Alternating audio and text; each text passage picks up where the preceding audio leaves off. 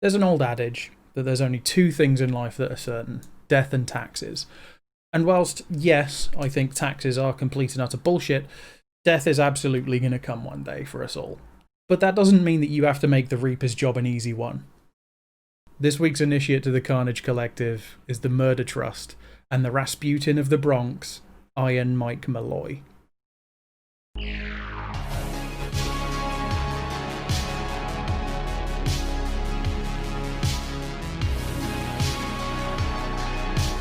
Michael Malloy was born in 1873 in County Donegal, Ireland. At the turn of the century, he found himself on a boat heading towards New York City, where he fell into a career as a machine engineer and a firefighter. And things were looking pretty okay for him, considering what he left back home with, famine and everything. Until the Great Depression hit, and he found himself shit out of luck, living rough on the streets without a penny to his name and without a roof over his head. Now, there aren't really solid details as to dates of when he moved to the States or where he worked or anything like that. We just have bits and pieces to go off because, unfortunately, Mike Malloy didn't have anyone, really. He had no family, he had very few friends. What is known is that by 1932, he was an alcoholic without a roof over his head, living destitute on the streets of New York at quite a bad time in the history of that city. Now, people say that desperate times call for desperate measures, right? And who are more desperate than the homeless? In 1931, Maybelle Carson was sleeping rough on the streets of New York City, specifically around the Bronx.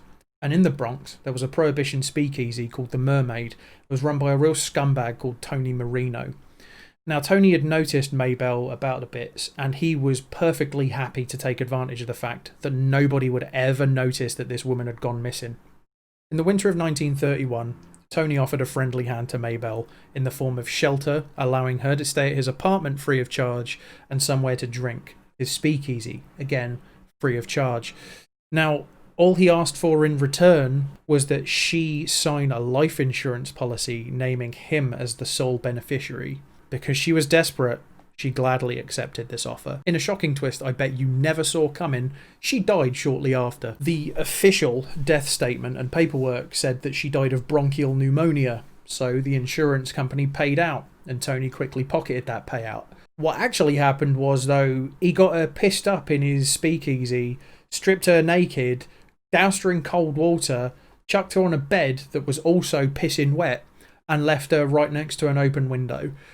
The New York winter did the rest. She froze to death. You might be thinking to yourself right now, well, gee, that sounds a bit weird. Why would the insurance company make that payout? I mean, in a time when there was a financial crisis, surely they'd be more shit hot on this sort of thing.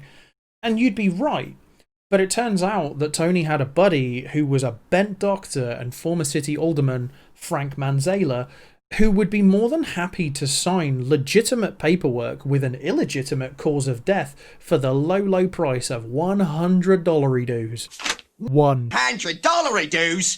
Having successfully gotten away with the killing of Maybelle Carson, and moreover having been paid for it thanks to the insurance scam they pulled, the Murder Trust was now looking for a new victim. They wanted somebody homeless, somebody with no family, no friends, somebody who wouldn't cause a stir if they ended up going missing or winding up dead. And also they wanted somebody that they could easily coerce into signing an insurance policy naming them as the sole beneficiary should they wind up dead. The trust was built up of 6 people in total. There were 2 that we've already discussed, Tony Marino and Frank Manzala. The other 4 members of the trust were Joseph Murphy, who worked as a barman at the Mermaid. He also apparently had quite a silver tongue and would be used to coerce people into signing the insurance policies, and also be used as a lookout for potential targets. Harry Green was a New York City cab driver who would use his taxi to move bodies around, because obviously it's a bit sus if all of your corpses start showing up at the same place. Daniel Kreisberg, who was a fruit peddler and also used his muscle to help move these bodies, and Francis Pasca, who was potentially the most important member of the trust due to him being an undertaker and having official avenues to dispose of these bodies quickly and without question.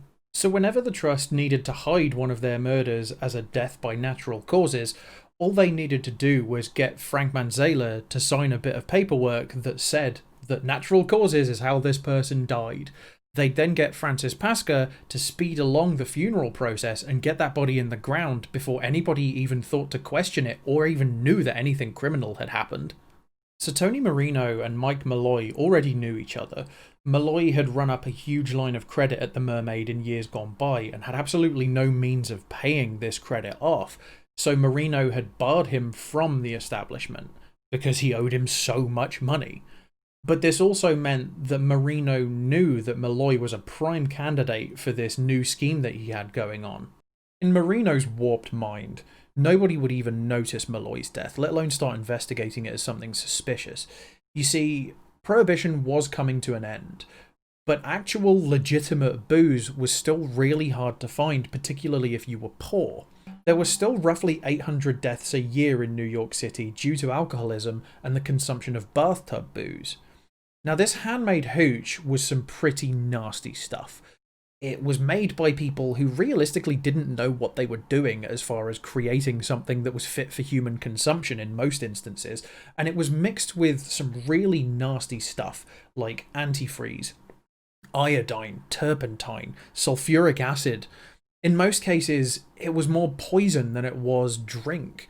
So Malloy, in Marino's mind, would just be a statistic, one of these roughly 800 people a year who drank something that was more poison than it was booze. Like I alluded to at the beginning of this video, some people are just built differently. Some people don't make the Reaper's job an easy one. And little did the Trust know their plan wasn't going to go anywhere near as smoothly as it did with Maybelle Carson, mostly because Mike Malloy was harder than a coffin nail. Joseph Murphy, the barman at the Mermaid, was renowned for having a silver tongue. It was his job to befriend the potential victims of the murder trust and coerce them into signing all of the insurance documentation needed to name the trust as the sole beneficiary should anything happen to the victim.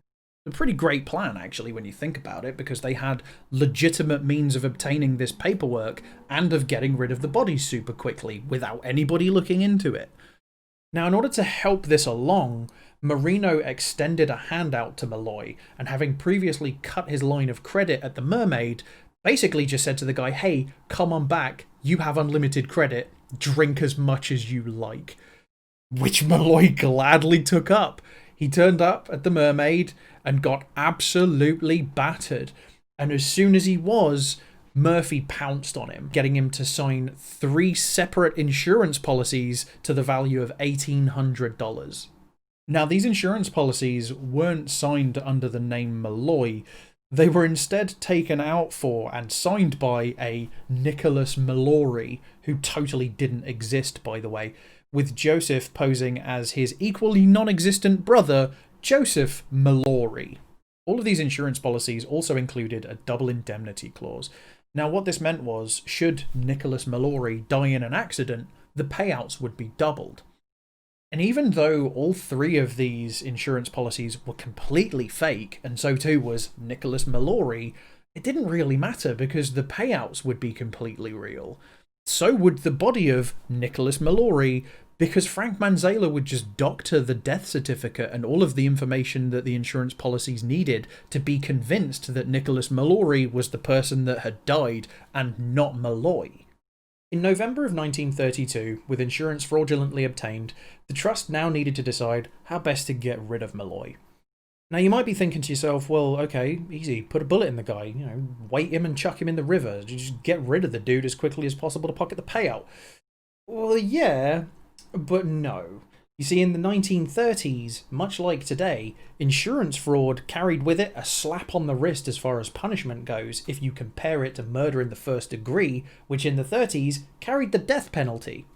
And the 1930s were one of the busiest in New York's electric chair history, with roughly 2 executions going down per month. So these guys definitely didn't want to go down for murder. So what they instead decided to do was just let this guy drink himself to death. I mean, the way that he was going through their booze, it wouldn't have taken very long. Let's just plaster this drunk with some drank. And so that's exactly what they did. They started plastering Malloy with free booze. All the free booze. All he could drink for free. An alcoholic's nirvana. As far as Malloy was concerned, he'd hit the jackpot. And so he happily went there every day and drank his weight in free booze. Did I mention free booze? Now, I say free. The cost of every single drink that Malloy had and survived was coming directly out of Marino's pocket. And this went on for a while. Every day, when the speakeasy opened its doors, Malloy would be there. He'd come in, he'd drink, and he'd drink, and he'd drink. And much to the Trust's dismay, when he would leave that evening, he wouldn't do the decent thing and stumble into a river or get run over by a truck or die of alcohol poisoning. No, he would just be fine somehow and show up the next day when they opened their doors to continue drinking their booze. But this couldn't happen forever because, like I said, this guy was drinking like a fish. The Mermaid wasn't exactly a classy establishment. They weren't making a lot of money, hence the insurance scams. So the Trust needed to kick things up a gear. Well, luckily, Joseph Murphy hadn't always been a bartender at the speakeasy. In fact, previously, he'd been a chemist. Granted, not a very good chemist, but a chemist nonetheless. His knowledge was such that he knew how to poison a man and what would be needed and in what quantity. So he started lacing all of Malloy's drinks with wood alcohol, which in small doses can kill a person. But Malloy didn't even notice, he just kept drinking. The Trust was starting to get a little bit pissed off at this point because Murphy's cocktails were seemingly having absolutely no effect whatsoever on Malloy. So again, they needed to step things up a gear. And where do you go from here? Methylated spirits. Methylated spirits were often used by bootleggers to help give their bathtub booze a little extra kick. Now, part of the reason that they used methylated spirits is because this substance contains another chemical called denatonium benzoate, which is also known as the most bitter chemical known to man, and this would often help mask some of the other poisonous stuff that was included in this bathtub booze. Bitterness isn't its only quality though, it's also super flammable, which is why today it's used in things like camping stoves or alcohol burners, things like that. You've probably seen it at some point in your life, probably in your dad's shed in like a really flimsy plastic bottle that's filled with a bright purple liquid. That's what we're talking about here. By the way, the bright purple is meant to be a warning to not drink it. It's meant to steer you clear of it. So, don't go confusing stuff in your dad's shed with Listerine because it probably isn't. There are two chemicals inside this stuff, though, that make it ridiculously poisonous and super unfit for human consumption. And those two chemicals are pyridine and methanol. As a testament to just how deadly methylated spirits can be, over the Christmas period of 1926 in New York City alone, 31 people died from drinking the stuff. So don't. Malloy was now drinking more booze and poison than he was eating food per day. And yet, inexplicably, he just wouldn't die. This infuriated the Trust because they knew that they were feeding him enough poison to kill 3, 4, 5 men per day. They worked out that if something didn't change soon and he continued to drink into their profits, the cost of murdering him would outweigh the insurance money that they would get. Now, if alcohol poisoning wasn't going to work, and conventional poisoning wasn't going to work, toxic food? The Trust opened a can of sardines and left it in back in the warmest spot that they could find until it had bred enough bacteria to be deadly if eaten. The following week, Murphy went out and bought a loaf of Malloy's favourite rye bread. He then went back to the bar and made a sandwich out of these disgusting rotten sardines. A sandwich that he then served to Malloy. However, the fillings in this delicious sandwich weren't just rotten sardines, no.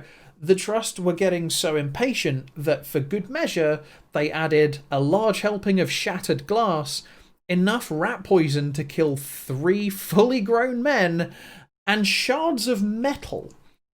Now, the shards of metal in a stroke of genius were actually made from the sardine can that had been used, so they were getting rid of the murder weapon as well. But it didn't matter, because Malloy just ate the sandwich. He didn't even notice that there were bits in it. He just went to fucking town on this sandwich and finished the thing whilst washing it down with glasses of antifreeze that they were serving him. The next day, instead of being dead as they had planned, Malloy just waltzed on in. Happy as anything. He was buzzing. He was Oliver Twisting it and asking for more. The Trust were completely dumbfounded at this point. They decided that the next course of action they should take would be to soak a dozen oysters in antifreeze overnight and then give them to Malloy the following day, along with shots of things like antifreeze, horse liniment, methanol, anything that they could get their hands on that would be completely deadly, and they would just let him drink it neat now.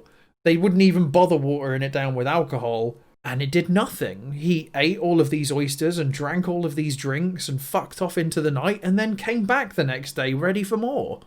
The Trust had now been trying to get rid of Malloy for weeks to no avail, so they decided it was probably past time to shelve the idea of poisoning this guy because apparently that just wouldn't work, and instead turned to something that had worked for them in the past. They got him absolutely paralytic. Once he drunk himself into a state of unconsciousness, they took him outside, stripped him naked, carried him over to Claremont Park, and left him on a park bench to face the full fury of a New York winter. The next morning, when they opened the bar, Malloy just strolled on in, proclaiming to the guys, "Man, I caught a bit of a chill last night."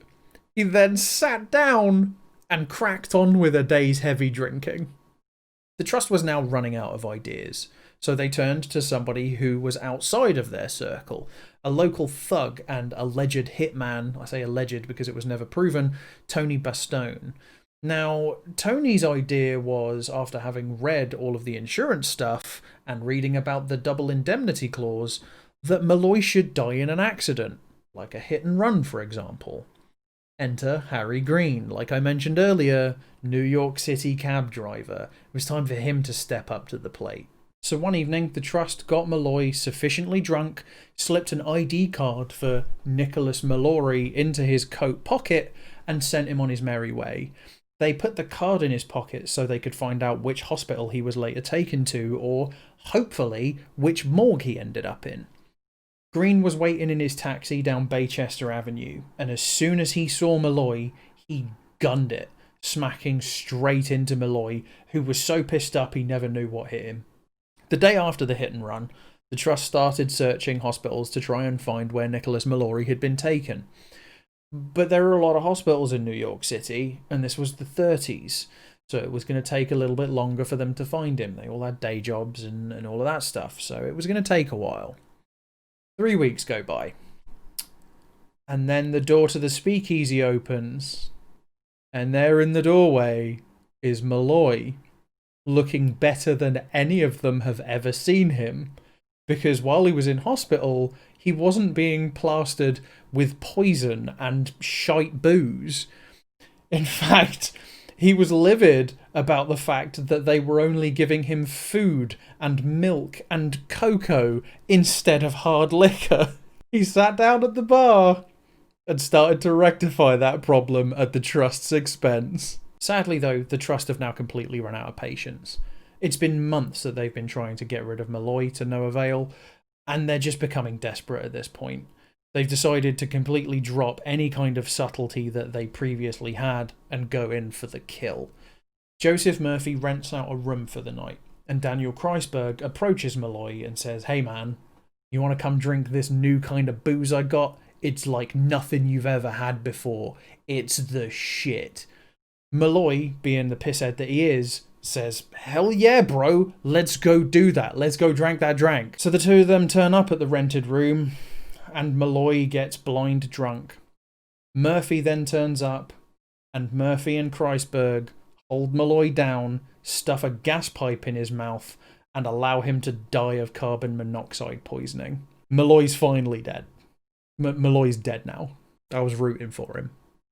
Manzala quickly signed a death certificate listing lobar pneumonia as the cause of death for Malloy, and Pascoe was equally quick in getting the body in a coffin and in the ground.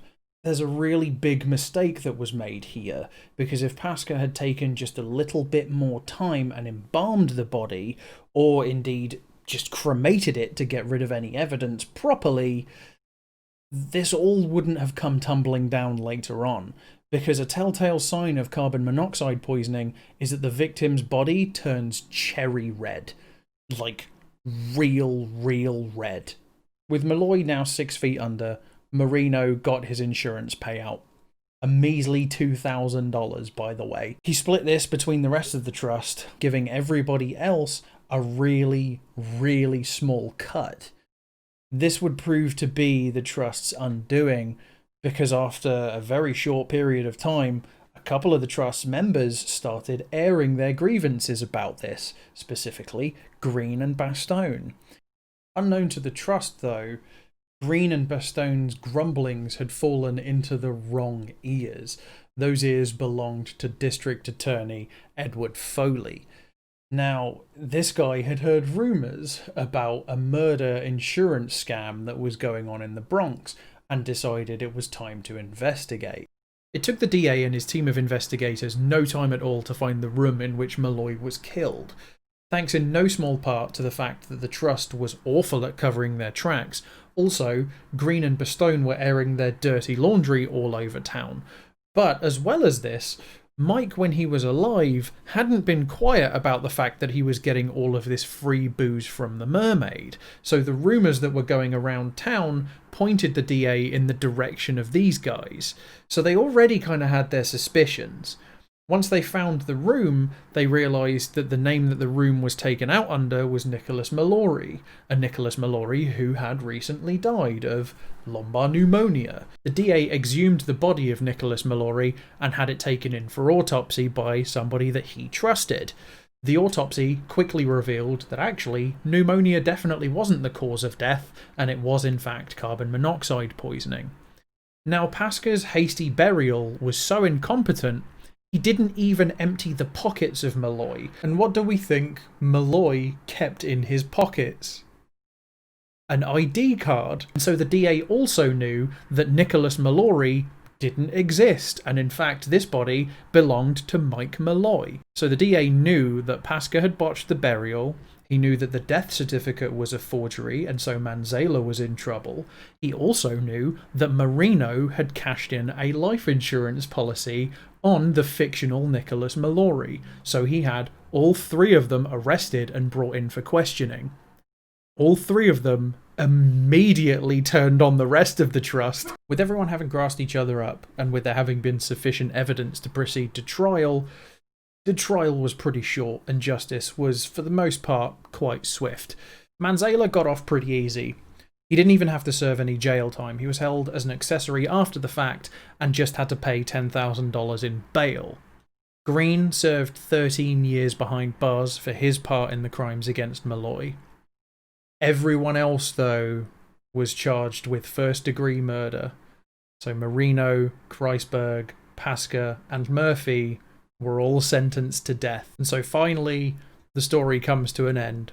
In 1934, in June and July, in New York's Sing Sing prison, all four of these men were strapped into the electric chair. Roll on one, roll on two, zap, game over. So what did we learn from this? Well, I for one learned if I was ever going to pour one out for someone, God, it wouldn't be Malloy, because I would never be drinking ever again. I'd just be pouring and pouring and pouring.